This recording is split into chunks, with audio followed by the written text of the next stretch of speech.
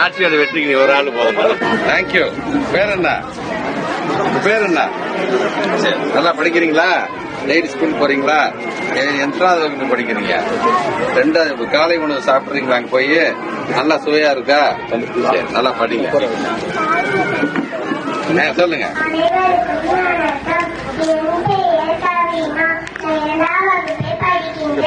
அரசியல் வரலாற்று சாதனைகள் பல படித்து வரும் தலைவர் ஸ்டாலின் அவர்களை பற்றி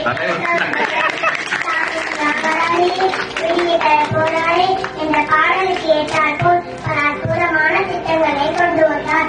என்னை போன்ற குழந்தைகளுக்கு காலை உணவு திட்டத்தை கொண்டு வந்தார். என் பயன்பெறுவதிலே நானும் ஒருவர்.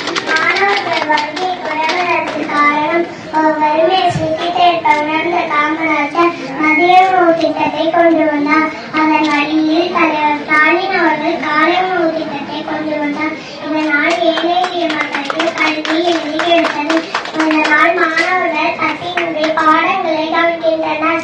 இதன் தொடக்கம் செப்டம்பர் 15, 2022 இந்தியாவில் முன்னோடி திட்டம். இதன் நோக்கம் 1 முதல் 5ஆம் வகுப்பு வரை இலவச மதிய உணவு திட்டத்தை காமராஜர் கொண்டு வந்தார்.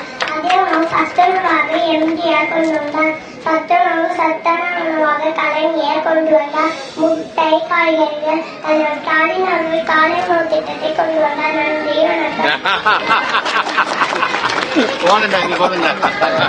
ஆட்சியோட வெற்றிக்கு நீ ஒரு ஆளு போதும். படிப்புதான் உங்களுக்கு கடைசி வரை துணை நிற்கும்.